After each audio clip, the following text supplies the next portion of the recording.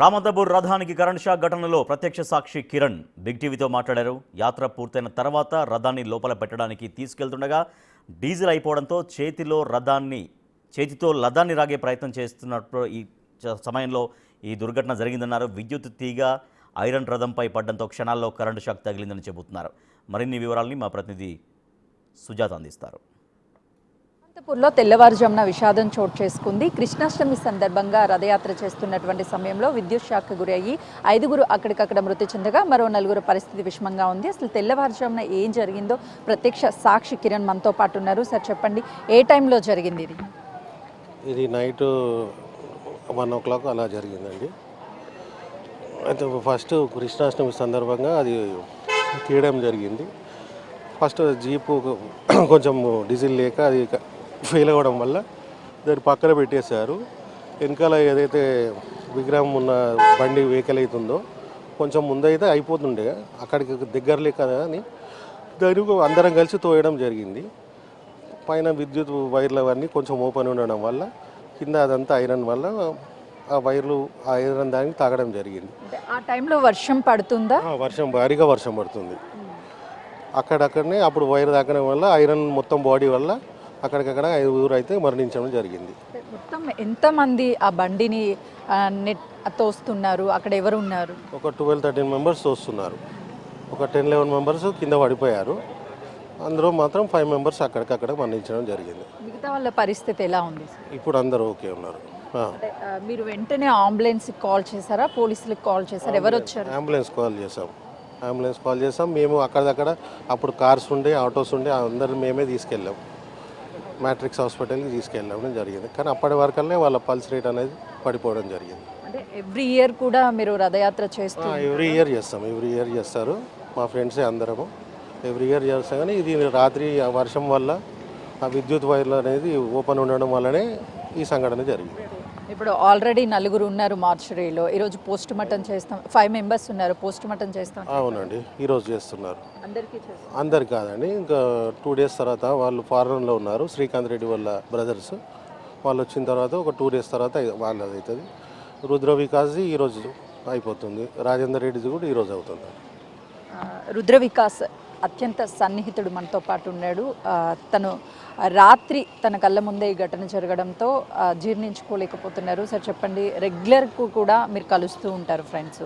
So రాత్రి అసలుకి మీరు ఆ టైంలో ఎక్కడున్నారు? రాత్రి నాకు కలిసి రాత్రి వెళ్ళాడు. యాత్రకు వెళ్తానని వెళ్ళాడు. యాక్చువల్లీ మేమందరం నేను ఇతను మా పార్ట్నర్స్ వీళ్ళు ఫ్రెండ్స్ అనమాట చిన్నప్పటి నుంచి. అనుకోకుండా వర్షం వల్ల అది జరిగింది రాత్రి.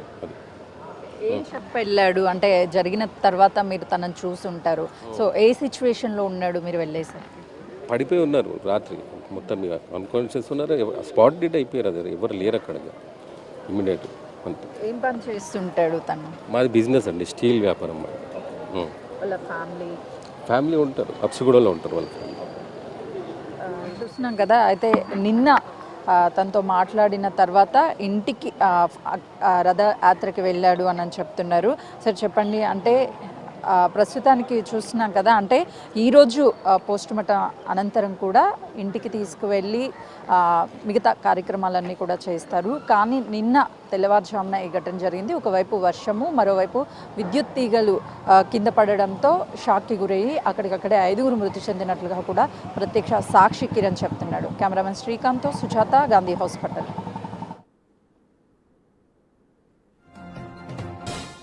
హైదరాబాద్ రామంతపూర్లో పెను విషాదం జరిగింది.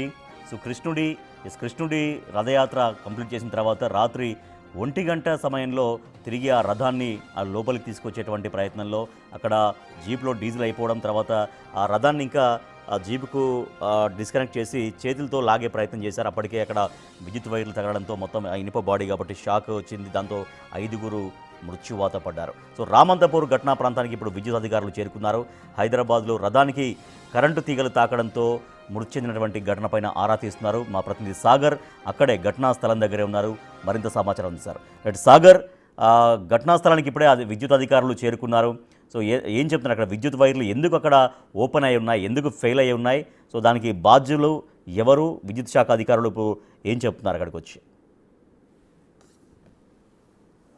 రామంతపూర్లో నిన్న జరిగిన ప్రమాదం, అర్ధరాత్రి జరిగిన ప్రమాద స్థలాన్ని విద్యుత్ శాఖ అధికారులు పరిశీలించారు. కొంత ఉద్రిక్తత పరిస్థితి నెలకొంటున్న పరిస్థితి అయితే కనిపిస్తుంది. 5 మంది మృతికి విద్యుత్ శాఖనే కారణం. విద్యుత్ శాఖ అధికారుల నిర్లక్ష్యం వల్లనే ప్రమాదం జరిగినట్టు కూడా స్థానికులు, కాలనీవాసులు, యాదవ్ సంఘ ప్రతినిధులు కూడా పెద్ద ఎత్తున ఆందోళన వ్యక్తం చేశారు. సీఎండీ కొద్దిసేపటి క్రితమే విద్యుత్ శాఖ TG SPDCL CMD Musharraf Ali సంఘటనా స్థలాన్ని పరిశీలిస్తున్న నేపథ్యంలో స్థానికులు సమస్యలు వెల్లడిస్తున్నారు. బాధిత కుటుంబాలకు మీరు ఎలాంటి న్యాయం చేస్తారని నిలదీస్తున్నారు. ఆయనని ముట్టడించిన పరిస్థితి, ఆయనని అడ్డుకున్న పరిస్థితి అయితే కనిపిస్తుంది. స్థానికులు కుటుంబాలకు, బాధిత కుటుంబాలకు న్యాయం చేసే వరకు కూడా మేము అడ్డుకుంటాం, మేము ఇక్కడి నుంచి కదిలేది లేదు, మీరు ఎలాంటి న్యాయం చేస్తారో చెప్పాలంటూ కూడా ముషరఫ్ అలీని, సీఎండీని స్థానికులు నిలదీస్తున్న పరిస్థితి కనిపిస్తుంది.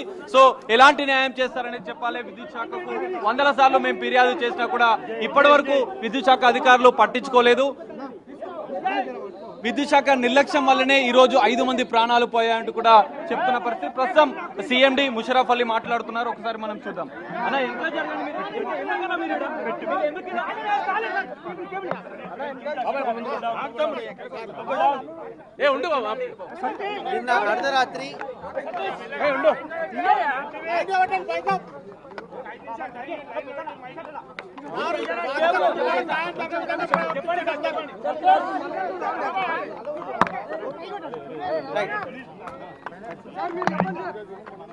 నిన్న అర్ధరాత్రి సమయంలో నిన్న అర్ధరాత్రి సమయంలో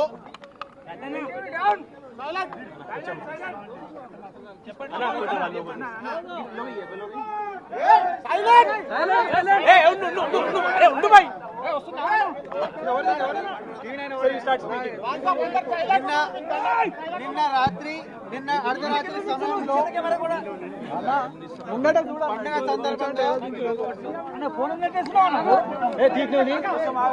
ఒక రథం తీస్తున్న సమయంలో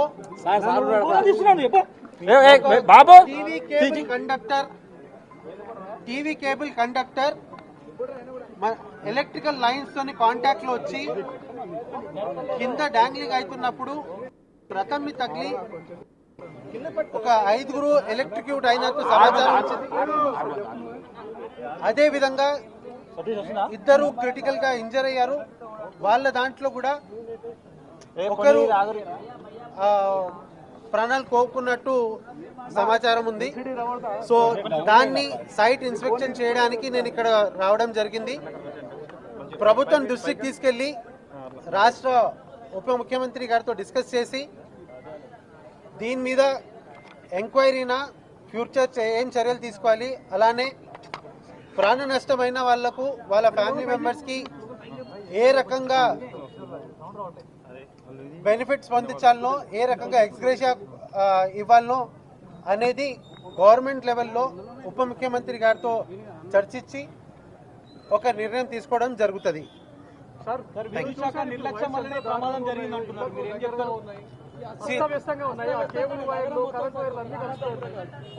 తప్పకుండా దీని మీద ఒక డీటెయిల్ ఎంక్వైరీ ఇనిషియేట్ చేయబోతున్నాము.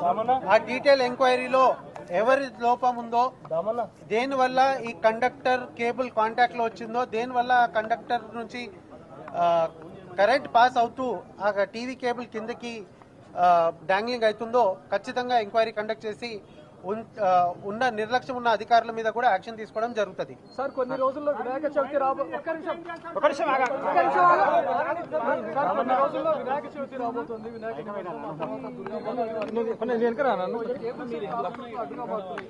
ప్రమాదాలు జరిగే అవకాశం లేకపోలేదు. ఇన్సిడెంట్ కూడా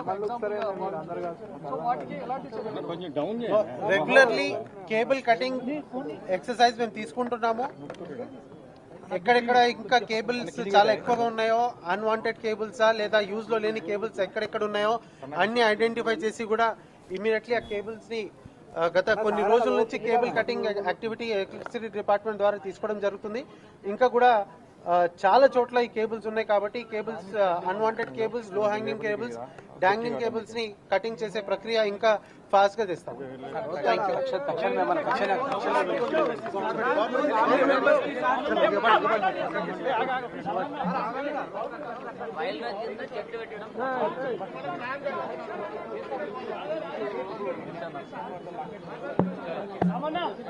ఓకే, చూడొచ్చు మనం ఇప్పటికే సీఎండీని స్థానికులు అడ్డుకుంటున్నారు. బాధిత కుటుంబాలకు న్యాయం చేసే వరకు కూడా మేము విద్యుత్ శాఖ అధికారులను ఇక్కడ నుంచి వెళ్ళనీయమంటూ కూడా కాలనీ వాసులు ఆందోళన వ్యక్తం చేస్తున్న పరిస్థితి కనిపిస్తుంది.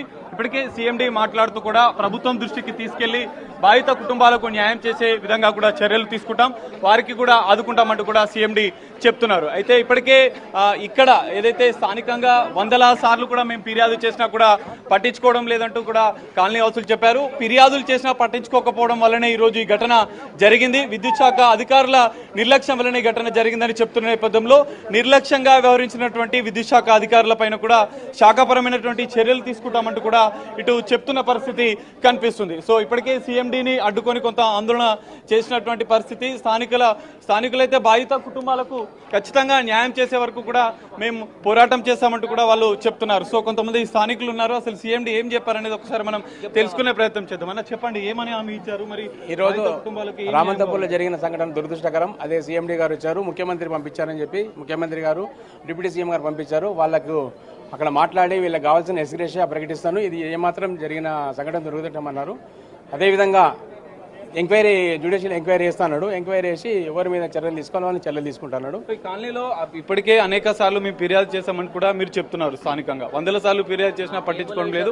విద్యుత్ కేబుల్ను తొలగించకపోవడం వల్లనే ఈ రోజు ప్రమాదం. అది కొంచెం చాలా డిస్టర్బెన్స్ నడుస్తుంది.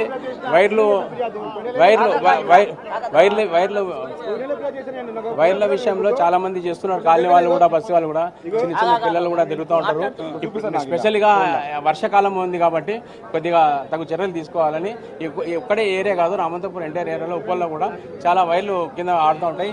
ఏ వైరే తెలియదు, ఏ కేబుల్ వైరే తెలియదు కాబట్టి దీని మీద యాక్షన్ తీసుకోవాలని చెప్పి. ఘటన పైన మీరు ఇప్పటికే సీఎండీని అడ్డుకున్నారు, కొంత ఆందోళన చేశారు. మీకు ఎలాంటి న్యాయం కావాలని కోరుతున్నారు బాధితులకు? ఏ లేదు, వాళ్ళ కుటుంబానికి తగు న్యాయం చేయాలి. వాళ్ళ ఇంటి వాళ్ళ కుటుంబంలో ఎక్కడన్నా గవర్నమెంట్ జాబ్ వచ్చి ప్రకటించాలి.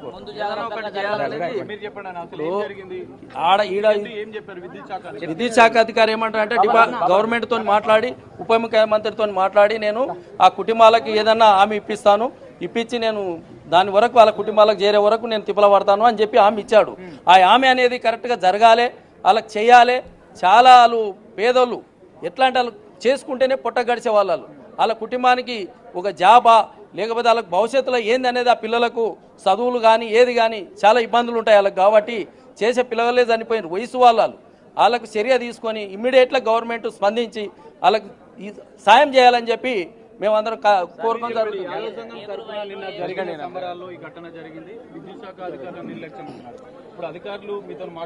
మేము గత 20-30 ఏళ్ళ సంది తీస్తున్నాం సార్. గత 20-30 ఏళ్ళ సంది బోనాలది తీస్తాము అండ్ శ్రీకృష్ణాష్టమి తీస్తాం. ఇప్పటిదాకా కూడా కాలనీ వాళ్ళని అడగండి, ఇప్పటిదాకా ఎటువంటి ఇన్సిడెంట్ లేదు. అది కూడా ఒక 10 నిమిషాలు అయితే ఇక్కడికి వస్తుండే. ఆ కేబుల్ వాళ్ళ నిర్లక్ష్యం వల్ల, కరెంటు అధికారుల నిర్లక్ష్యం వల్ల ఇది జరిగింది. లేకపోతే అది హ్యాపీగా కూడా జరిగిపోయే పండుగ ఈరోజు వాళ్ళ నిర్లక్ష్యం వల్ల 5-6 ప్రాణాలు బలిగొన్నారు. వీళ్ళందరికీ న్యాయం చేయాలని మేము ఇప్పుడు విద్యుత్ అధికారిని అడిగినాము. ఉప ముఖ్యమంత్రి గారితో మాట్లాడి 100% న్యాయం చేస్తాను ఇక్కడి నుంచి వెళ్ళిండు. గతంలో మీరు సమరాలు నిర్వహించినారు. విద్యుత్ తీగల పరిస్థితి అప్పుడు ఎట్లా ఉండే, ఇప్పుడు ప్రమాదం ఎందుకు జరిగింది? విద్యుత్ తీగాలంటే పైన నుంచి కేబుల్ వైర్ తెగిపోయి దానికి టచ్ అయ్యి కరెంట్ పాస్ అయింది. మేము మళ్ళీ పొద్దున చూసే వరకు ఆ వైర్ లేదు. రాత్రి ఫోటో కొట్టుకుంటే ఆ వైర్ ఉన్నది, ఇప్పటికి మా ఫోన్లలో ఉన్నది. ఇప్పుడు పొద్దున చూసే వరకు ఆ వైర్ లేదు. ఒక్క వైర్ వల్లనే ఈ వర్షం వచ్చడం వల్ల ఈ ఇన్సిడెంట్ జరిగింది. ఇటువంటి జరగకుండా ముందు కూడా జాగ్రత్తలు తీసుకోకపోతే వాళ్ళను ముట్టడిస్తాము, వాళ్ళకి ఏదంటే అది చేయగలుగుతాం. అదొకటి, ఆ కేబుల్ అనేది రాత్రి ఇమ్మీడియట్గా కట్ చేసుకొని పోయి ఇప్పుడు పోలీసు వాళ్ళు మాకు అప్పచెప్పిర్రు అని చెప్పి విద్యుత్ వాళ్ళు చెప్పడం జరుగుతుంది. ముందు ఇప్పటికి 1,00,000 సార్లు కంప్లైంట్ ఇచ్చినాం. ఒక్కసారి కాదు, 2 మాటలు కాదు. అసలు వస్తారు, దేనికి జాయింట్ వేస్తారు చెప్పినాం, జాయింట్ చేసి పోతారు వాళ్ళు. ఆడ 2 తమ్మాలు ఒరిగినాయి, అవి ఐరన్ తమ్మాలు ఇరిగి పడతాయి ఆ హోటల్ ముందు. అంటే కూడా వినట్లేదు వాళ్ళు. వినకుండా దాన్ని జాయింట్లు చేయకుండా కొత్త వైర్ వేయారంటే వేస్తలేరు. దాంట్లో పైపులు వేయమంటే పైపులు వేస్తలేరు. దాని వలన ఎలాంటి ఇబ్బందులు ఇవి జరగడం కారణం అదే. పైపులు వేస్తే ఇలా ఇది జరిగేది కాదు. ఆ పైపులు వేయలేదు, వైర్లు మారవమంటే వైర్లు మారవలేదు. దాని వలన ఈ ప్రాబ్లం జరిగి ఇలా 5 కుటుంబాలు పోయినాయి. ఈ 5 కుటుంబాలకు బాధ్యత కరెంట్ వాళ్ళే భరించాలి. ఏవి డిపార్ట్మెంట్ కానీ కరెంటు కానీ గవర్నమెంట్ ఎందుకు చర్య తీసుకుంటలేదు అనేది మేము దీన్ని ఖండిస్తున్నాం బాగా. ఇది పరిస్థితి. స్థానికులు పెద్ద ఆందోళన వ్యక్తం చేస్తున్న పరిస్థితి. ఖచ్చితంగా బాధిత కుటుంబాలకు న్యాయం చేసే వరకు కూడా మేము పోరాటం చేస్తామని చెప్తున్నారు. అయితే ప్రధానంగా విద్యుత్ తీగల విషయంలో వందలాది సార్లు మేము ఫిర్యాదు చేసినా కూడా విద్యుత్ శాఖ అధికారులు స్పందించలేదు అని చెప్పి వాళ్ళు చెప్తున్న పరిస్థితి కనిపిస్తుంది. సో ఖచ్చితంగా బాధిత కుటుంబాలకైతే న్యాయం చేసే వరకు కూడా మేము పోరాటం చేస్తామంటూ కాలనీ వాసులు చెప్తున్నారు. సంబంధిత విద్యుత్ శాఖ ప్రభుత్వం స్పందించి బాధిత కుటుంబాలను ఆదుకోవాలంటూ వాళ్ళు కోరుతున్న పరిస్థితి కనిపిస్తుంది. Rajesh, right, thank you Sagar. రామంతపూర్లో పెను విషాదం జరిగింది. నిన్న రథాన్ని లోపల పెట్టే సమయంలో, రథయాత్ర కంప్లీట్ అయిపోయి రథాన్ని లోపల పెట్టే సమయంలో షాక్కు గురైపోయి 5గురు మృత్యువాత పడ్డారు. సో ఇప్పుడు ఇప్పుడే విద్యుత్ శాఖ అధికారులు వెళ్ళారు, అక్కడ పరిస్థితిని పరిశీలించారు. వాళ్ళకి ప్రభుత్వం నుంచి మెరుగైన నష్టపరిహారం అందించే విధంగా చేస్తాం, అలాగే విధంగా శాఖాపరంగా ఒక ఎంక్వైరీ కూడా వేస్తామని విద్యుత్ శాఖ అధికారులు చెప్తున్నారు. కానీ స్థానికులు మాత్రం వాళ్ళకి న్యాయం చేయాలి అంటూ డిమాండ్ చేస్తున్నారు. ముమ్మాటికి ఇది విద్యుత్ శాఖ అధికారుల నిర్లక్ష్యంగానే 5గురు ప్రాణాలు కోల్పోయారంటూ స్థానికులు తీవ్రంగా